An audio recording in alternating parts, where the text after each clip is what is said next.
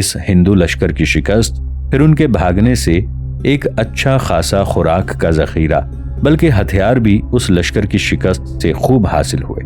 इस तरह सुल्तान के पास हथियारों और खुराक का छोटा सा एक जखीरा भी जमा हो गया। जब सुल्तान जलालुद्दीन की इन यलगारों की खबर इर्द गिर्द के छोटे छोटे राजों महाराजों को मिली तो उन्हें भी अपना मुस्तकबिल खतरे में घिरा नजर आने लगा। चुनाचे उनके दरमियान मशवरा होने लगा कि इस फितने का सद्देबाब कैसे किया जाए ताकि सुल्तान के कदम उनकी सरजमीनों में जमने ना पाए। ये वो वक्त था कि सुल्तान जलालुद्दीन की कमान में बमुश्किल 500 सिपाही होंगे। लिहाजा ये तय पाया कि 6000 फौज से सुल्तान जलालुद्दीन पर हल्ला बोल दिया जाए और उसे घेर कर गिरफ्तार कर लिया जाए और फिर सुल्तान और उसके सारे लश्करियों को तहतेक कर दिया जाए। लेकिन इन हिंदू राजों और महाराजों को सुल्तान जलालुद्दीन की शुजाअत और उसकी जंगी महारत, उसकी दलेरी और जुर्रतमंदी का कोई अंदाजा न था। वो इस काम को आसान और मामूली समझने लगे थे, हालांकि वो बहुत मुश्किल और इंतहाई दुश्वार गुजार काम था। बहरहाल सुल्तान का मुकाबला करने के लिए हिंदू राजा 6000 का लश्कर लेकर आए, जबकि सुल्तान के साथियों की तादाद सिर्फ 500 के करीब थी। जंग की इब्तिदा करने से पहले सुल्तान और खान ने आपस में तवील गुफ्तगू की। सुल्तान और खान जानते थे कि मुकाबले में दुश्मन की तादाद 10-12 गुना है, इसलिए सोच समझकर उनका मुकाबला करना होगा। और आखिरी फैसला देते हुए सुल्तान जलालुद्दीन ने और खान को मुखातिब करके कहा, देख और खान मेरे भाई, इस जलावतनी और इस कस्म पुरसी की हालत में जिंदा रहने के लिए बहरहाल हमें तागोदो करना होगी। देख, हिंदुओं का ये 6000 का लश्कर हमारे मद्दे मुकाबिल है और बहरहाल हम दोनों को इससे मुकाबला करना है। इस पर और खान ने मुस्कुराते हुए कहा, सुल्तान मोहतरम, खा गरीबुल वतनी हो या परदेस हो, डर काहे का? हम इससे पहले बड़े बड़े मार्के देख चुके हैं। मुझे उम्मीद है कि हम खुदावंद कुद्दूस की नुसरत के बलबूते पर 6000 के इस हिंदू लश्कर को न सिर्फ दरहम बरहम करेंगे बल्कि इसे काट कर रख देंगे। सुल्तान जलालुद्दीन और खान की हिम्मत अफजा गुफ्तगू सुनकर खुश हुए, फिर कहने लगे, और खान, लश्कर को आधा आधा तकसीम करते हैं। 250 सिपाही तेरे पास, 250 सिपाही मेरे पास होंगे। दोनों पहले जमकर इस लश्कर का मुकाबला करते हैं। तू ऐसा करना, आहिस्ता आहिस्ता दुश्मन के पहलू की तरफ खिसकते चले जाना। मैं भी ऐसा ही करूंगा।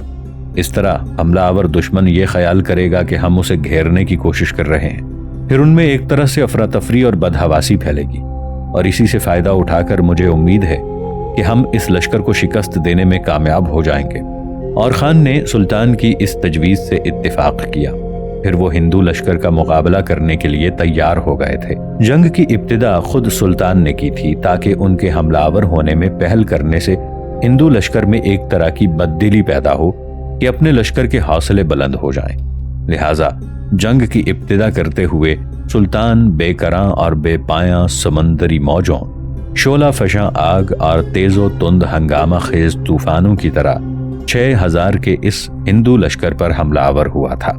सुल्तान के हमला आवर होने के साथ ही और खान भी अपने हिस्से के लश्कर के साथ हालो मुस्तकबिल के खूनी आहंग, तोजिशो इज़्तिराब के उबाल और सहरा में महरूमियों की दास्तानों की तरह दुश्मन पर टूट पड़ा था। दरियाए सिंध से जरा हटकर सुल्तान और उन हमलावरों में हौलनाक जंग तयशुदा लाहे अमल के मुताबिक और खान और सुल्तान आहिस्ता आहिस्ता दुश्मन के पहलू की तरफ हटते चले गए थे, जिससे दुश्मन ने ये अंदाजा लगाया कि शायद सुल्तान जलालुद्दीन और उनके लश्करी उन्हें घेरने की कोशिश कर रहे हैं। लिहाजा इस घेराव से बचने के लिए वो अफरा तफरी के आलम में पीछे हटने लगे। इसी अफरा तफरी से फायदा उठाते हुए सुल्तान जलालुद्दीन और खान ने दोनों अतराफ से उन पर जानलेवा हमले शुरू कर दिए थे। सुल्तान जलालुद्दीन और खान के इन नए हमलों से दुश्मन का लश्कर अबतरी और अफरा तफरी का शिकार हो गया था और फिर जल्द ही सुल्तान जलालुद्दीन और खान ने अपने जानलेवा हमलों से इस हिंदू लश्कर की हालत शब की आखिरी साअतों, गमजदा और अश्कबार, असरार हस्ती में रूह की मांदगी और जिस्म की कैद और जंजीरों में जकड़े तुयूर जैसी करके रखती थी। थोड़ी देर की मजीद जंग के बाद इस हिंदू लश्कर को बदतरीन शिकस्त हुई और वो भाग खड़ा हुआ। सुल्तान और खान ने भागते सिपाहियों का ताक़ुब किया, उनकी अक्सरियत को तहतेक कर दिया और जिस कदर उनके पास हथियार और खुराक के ज़खायर थे उन पर कब्जा कर लिया। इस हिंदू लश्कर को शिकस्त देने के बाद सुल्तान की कुव्वत में खातिर खा इजाफा हुआ, इसलिए कि उसके पास हथियारों और खुराक का एक बड़ा जखीरा जमा हो गया था। अब सुल्तान वहीं रुक कर इंतजार करने लगा।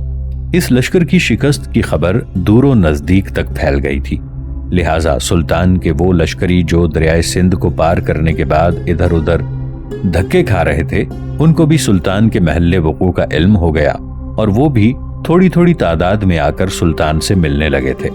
इस तरह चंद ही यौम में सुल्तान के लश्करियों की तादाद लगभग 6000 के करीब हो गई थी।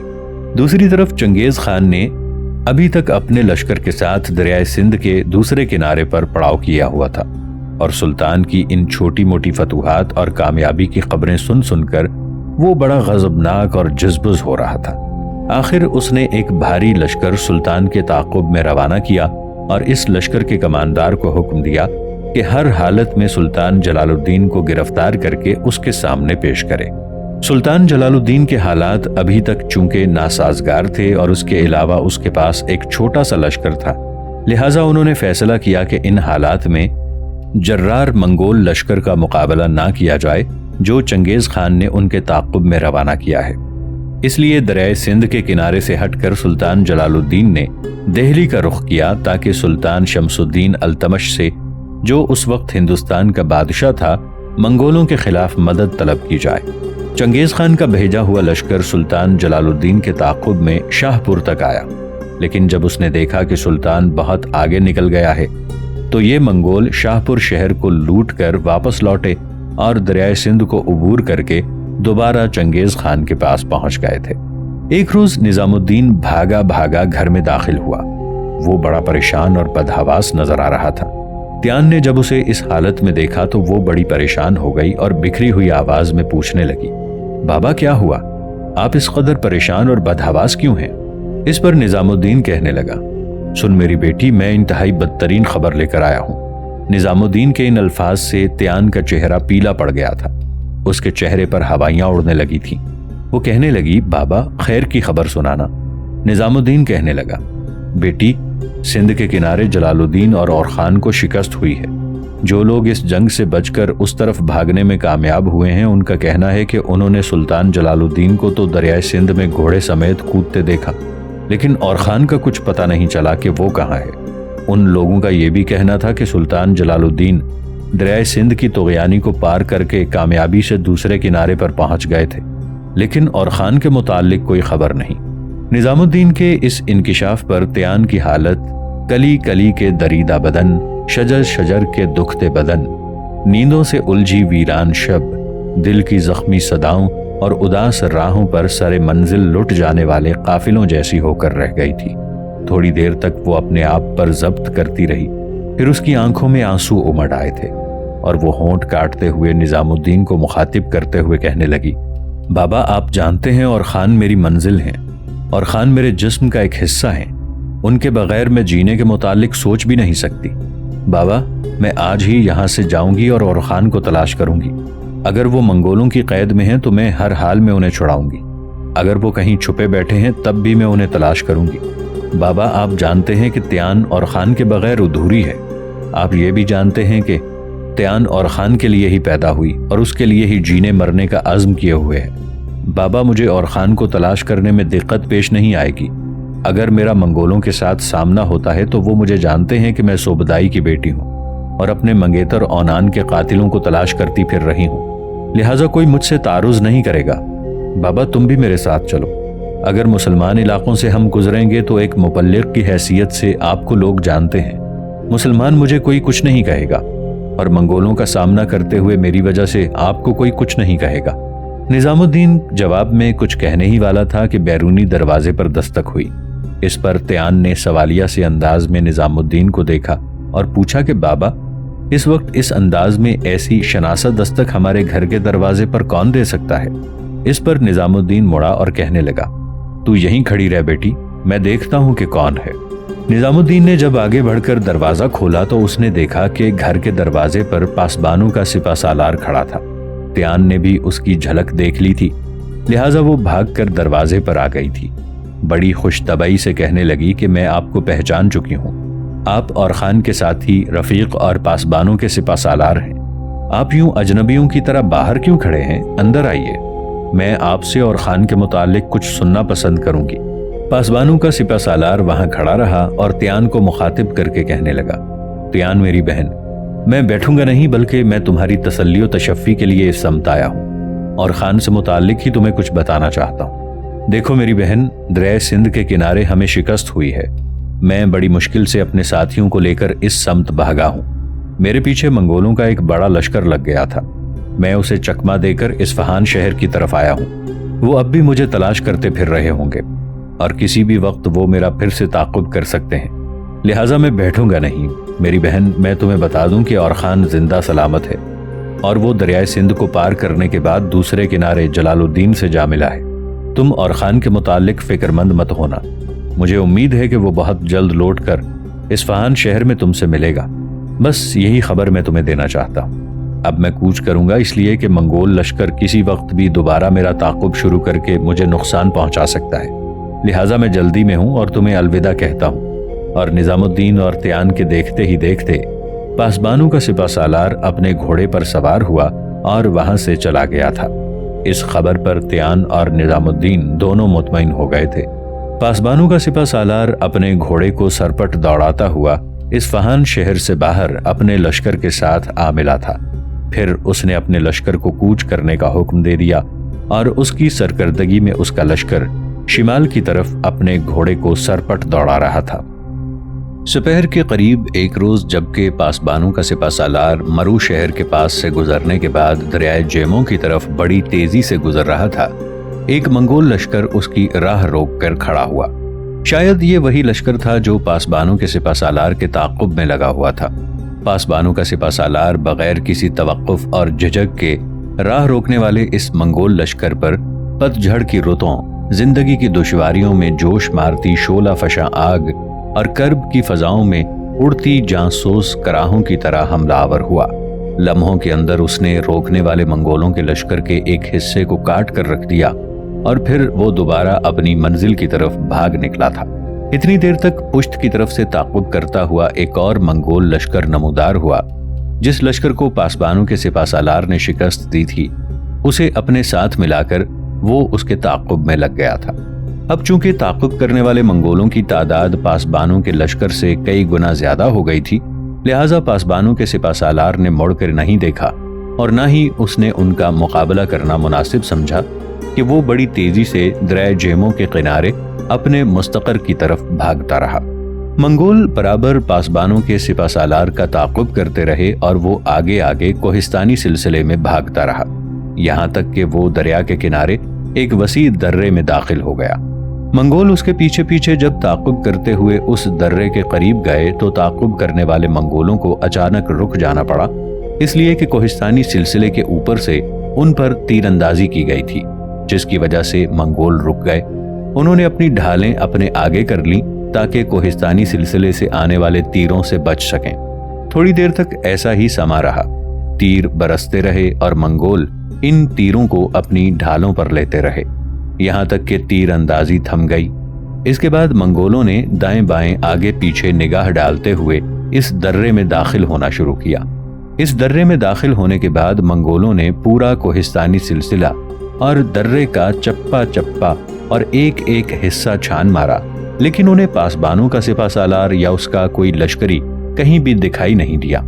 منگولوں کے دونوں سردار جو دو مختلف لشکروں کی کمانداری کرتے ہوئے پاسبانوں کے سپہ سالار کے پیچھے لگے تھے، تھوڑی دیر تک وہ خود بھی اپنے محافظ دستوں کے ساتھ اس کوہستانی سلسلے میں ادھر ادھر گھومتے رہے، لیکن انہیں کچھ دکھائی نہ دیا۔ آگے دونوں سالار ایک جگہ جمع ہوئے اور ایک دوسرے کو مخاطب کر کے کہنے لگے، حیرت کی بات یہ ہے کہ یہ نقاب پوشوں پر مشتمل لشکر اور اس کا سالار ہمارے دیکھتے ہی دیکھتے کوہستانی سلسلے میں داخل ہوئے، پھر نہ جانے وہ کہاں غائب ہو گئے ہیں، اور جن لوگوں نے تیر برسا کر ہمارے درے کے باہر تھوڑی دیر تک رک جانے پر ہمیں مجبور کیا تھا، ان کا بھی کہیں نام و نشان نہیں مل رہا۔ کہیں ایسا تو نہیں کہ یہ انسانوں کی بجائے کوئی غالب بیابانی تھا جو ہمیں اپنے تعاقب میں یہاں لے آیا ہے اور کسی نہ کسی جال میں ہمیں پھانس کر مارنا چاہتا ہے؟ ہمارے سارے لشکری آس پاس کے سارے کوہستانی سلسلوں کو چھان آئے ہیں، لیکن کہیں بھی اس درے میں داخل ہونے والے نقاب پوشوں کا سراغ نہیں ملا۔ سامنے دریا ہے، اس کو وہ پار نہیں کر سکتے، دوسری طرف درہ ہے، اس سے ہم آئے ہیں اور اس سمت بھی وہ نہیں جا سکتے۔ اب وہ گئے کہاں؟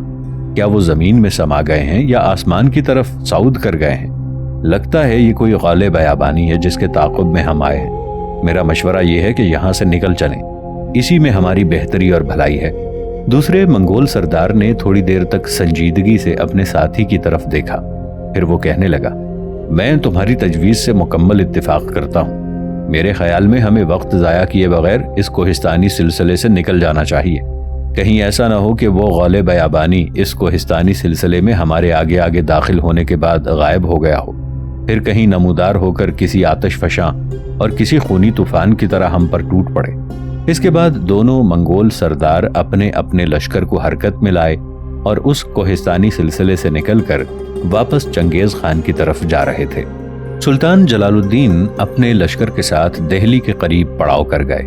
انہوں نے اپنے ایک ساتھی عین الملک کو التمش کے دربار میں اس غرض سے روانہ کیا کہ وہ تمام واقعات التمش کے گوش گزار کر کے درخواست کرے کہ ہندوستان اپنے قلمرو کے کسی دور دراز کونے میں اسے تھوڑی سی جاگیر عطا کر دے، شاید اس طرح وہ حالات کا رخ بدلنے میں کامیاب ہو جائے۔ لیکن چونکہ سلطان جلال الدین اپنی جنگی مہارت، اپنی جرت مندی، شجاعت اور دلیری کی وجہ سے آس پاس کے سارے علاقوں میں ایک ہوا اور طوفان بنا ہوا تھا، اس لیے التمش عجیب مخمصے میں پھنس گیا، نہ جائے ماندن نہ پائے رفتن۔ کئی دن تک جلال الدین کی آمد کے بعد اراکین سلطنت کے ساتھ خسر پھسر ہوتی رہی اور کسی نتیجے پر نہ پہنچا جا سکا۔ چونکہ یہ ساری بست و کشاد عین الملک کے سامنے ہوتی رہی تھی اور سلطان نہیں چاہتا تھا کہ جو کچھ فیصلہ رازدارانہ انداز میں کیا گیا ہو ان واقعات کا علم جلال الدین کو ہو، اس لیے اس نے عین الملک کو مروا دیا اور کہلا بھیجا کہ جلال الدین کا قاصد ہیضے سے مر گیا ہے۔ اس کے علاوہ سلطان التمش نے اظہار افسوس کرنے کے علاوہ سلطان جلال الدین کے لیے قیمتی تحائف اور رسد کا کافی ذخیرہ بھی روانہ کیا۔ نیز سلطان التمش نے یہ مشورہ پیش کیا کہ چونکہ ہندوستان کی آب و ہوا صحت کے لیے چنداں سازگار نہیں رہتی، اس لیے اندیشہ ہے کہ یہاں رہتے ہوئے جلال الدین اور اس کے لشکر کی صحت پر بہت برا اثر پڑے گا، لیکن اس پر بھی اگر آپ اپنا ارادہ بدلنے پر آمادہ نہ ہوں تو نواح دہلی میں زمین کا ایک ٹکڑا پیش کیا جا سکتا ہے۔ سلطان جلال الدین کو سلطان التمش کے قاصد کے ذریعے جب یہ پیغام پہنچا تو اس نے اندازہ لگایا کہ سلطان دہلی التمش اس کی آمد سے ناخوش ہے، اس لیے یہاں مزید قیام نہیں کرنا چاہیے۔ چنانچہ لشکر کو واپسی کا حکم دیا۔ دہلی سے کوچ کرنے تک سلطان کی کمان میں اس کے 10,000 جانثار جمع ہو چکے تھے۔ دہلی کے نواح سے کوچ کرنے کے بعد سلطان جلال الدین اپنے 10,000 کے لشکر کے ساتھ پھر دریائے سندھ کے شرقی کنارے سے ملحقہ علاقوں میں آیا۔ یہ حکومت دہلی کی بالادستی سے آزاد ہونے کی وجہ سے چھوٹی چھوٹی ریاستوں میں تقسیم تھا اور مختلف راجے مہاراجے اس پر حکومت کیا کرتے تھے۔ جب سلطان جلال الدین ادھر واپس لوٹا تو مقصد یہ تھا کہ ان ریاستوں پر قابو پا کر یہیں ٹھہر جائے اور حالات کی درستی کا انتظار کرے۔ ان راجاؤں میں سب سے بڑا راجا کا نام رائے کوکا تھا۔ جب اسے پتا چلا کہ سلطان ان علاقوں کو فتح کرنے کے ارادے سے چلا آ رہا ہے تو سب سے پہلے اس نے سلطان کی طرف دوستی کا ہاتھ بڑھا کر اظہار فرما برداری کیا۔ نیز اپنی خوبصورت ترین لڑکی کو اس نے سلطان کے حرم میں داخل کر دیا اور اظہار اطاعت کے لیے بیٹے کو سلطان کی خدمت میں روانہ کیا۔ سلطان نے اسے خلعت شاہانہ سے سرفراز کر کے قتلغ خان کے خطاب سے نوازا۔ انہی علاقوں میں قیام کے دوران سلطان جلال الدین کو اطلاع ملی کہ اس کے جرنیل اور ساتھی امین الملک کی بیٹی جو باپ کے قتل ہونے کے بعد بے یار و مددگار رہ گئی تھی، کسی نہ کسی طرح دریائے سندھ کو عبور کر کے اس سمت آ گئی ہے اور اس وقت وہاں کے حاکم ناصر الدین قباچہ کی تحویل میں ہے۔ یہ خبر ملتے ہی سلطان جلال الدین اس نے ناصر الدین قباچہ کو ایک قاصد کے ذریعے کہلا بھیجا کہ مذکورہ لڑکی کو فوری طور پر اس کے پاس بھیج دیا جائے۔